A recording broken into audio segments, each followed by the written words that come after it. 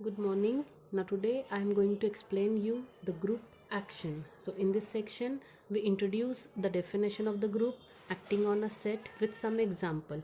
Group action, it is a very important powerful tool which we can use for proving theorem, for abstract group and for unraveling the structure of specific example. So the concept of action means what?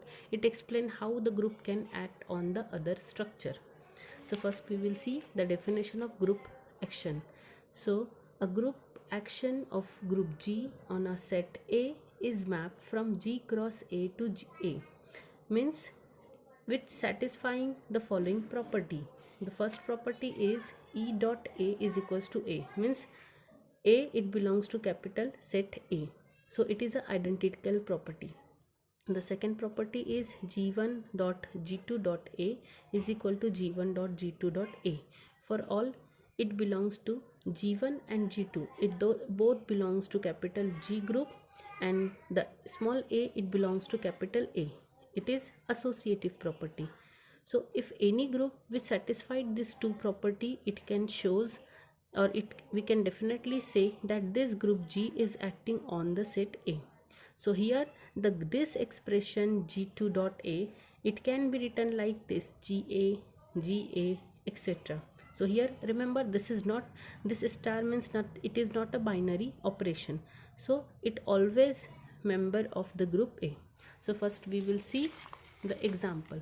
So consider how the group action will work. So for group action we have to take any set S, it having the elements.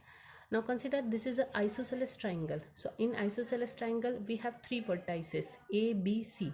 So here these three vertices are the group element of the set S.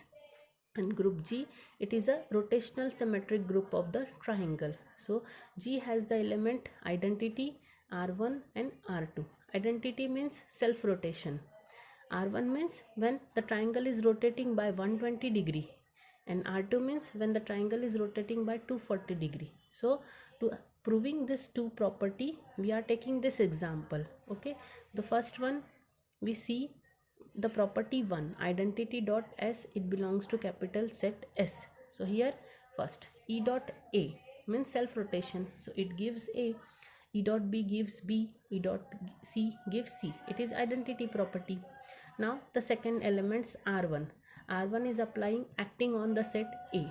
So R1 when acting on the set A, it having the rotation 120 degree. So A will rotate on the B. So it gives B. R2 similarly, R2 rotation of B by 120 degree, it gives C, and rotation of C by 120 degree, it gives A.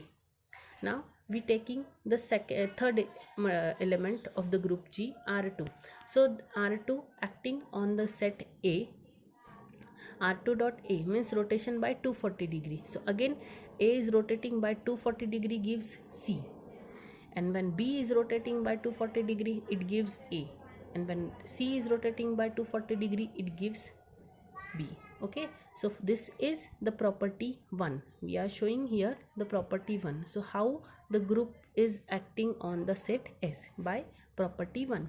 Now the second property is associative property. Here G dot G dash of S is equal to G G dash of S. This both G G dash belongs to this group, and the S, it belongs to the set group. So first here taking the associative property R1 R2 of A is equal to R1 R2 of A. So R1 R2 is nothing but identity. So E dot A is identity, again it gives A. Here R2 dot A, so R2 dot A gives C, and R1 dot C, it gives A. So both LHS is equal to RHS, means second property is also proved. So here if wherever this G is proving this two property, so we can definitely say that G is acting on S, and we can represent this G cross S, it gives S, means G dot S belongs to GS. Okay, so here G means the element of group G, and S means the element of group S. So basically this group action, it is a very important tool where we can use this group action. In Lagrange theorem we can use, Calais theorem, silos theorem, silos के तो तीनों theorem में हम इसको use कर सकते हैं, first में, सेकंड में और थर्ड में। फिर नेकलेस प्रॉब्लम में, कलरिंग प्रॉब्लम में, बर्नसाइड लेमा एंड एक orbit stabiliser theorem. Okay, now we move on the next topic. Okay, so here consider the let group G act on the set A. So we get a mapping sigma R which is defined by this two definition.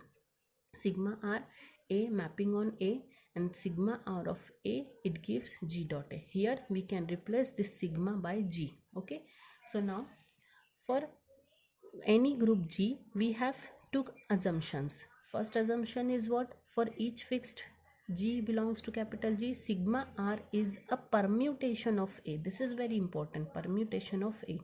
And the second one is what? The mapping from G to SA. It is defined by G tends to sigma R. G tends to sigma R. It is a homomorphism. So we have this two assumption is completely followed. First one is permutation and the second one is homomorphism.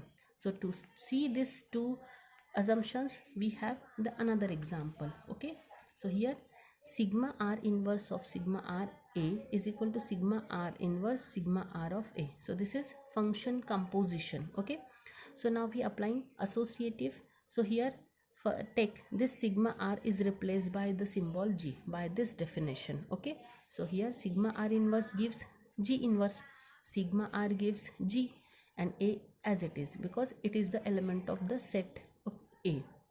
Okay, again G dot A. So here we are applying associative property here. So G inverse of G A.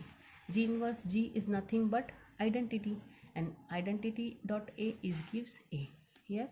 Okay, so this example shows the permutation of A. Here we can inverse this sequence also and it gives the similar results. Okay, so no problem, we can interchange the role of G and G inverse to obtain the same result. Okay, because this is a identity mapping on A.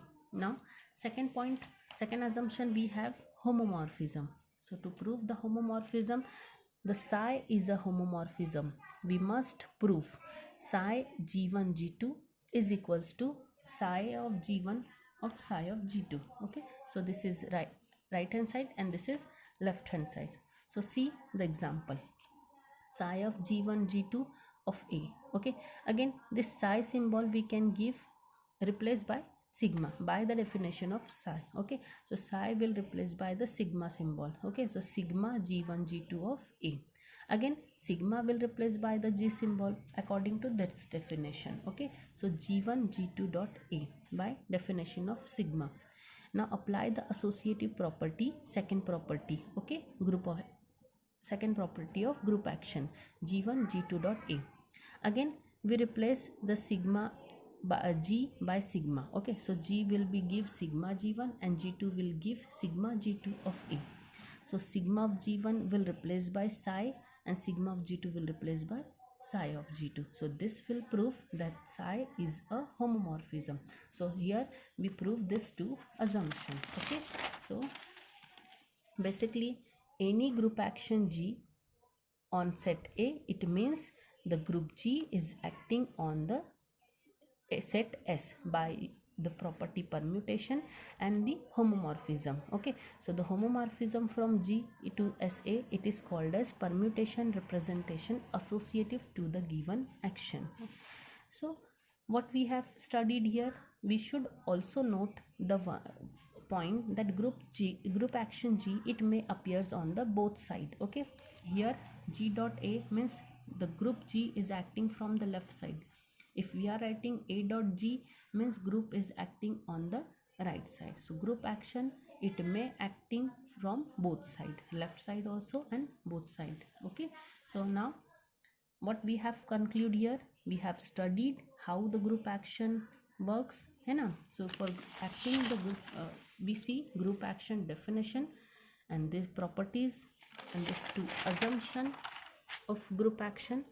Two assumption is what? Permutation and homomorphism. And two properties what? identity property and associative property. And what are the different application of group action where we can use? In Lagrange theorem, Syllos theorem, Calli's theorem, orbit stabilizer theorem, here we can use the group action. Okay, thank you.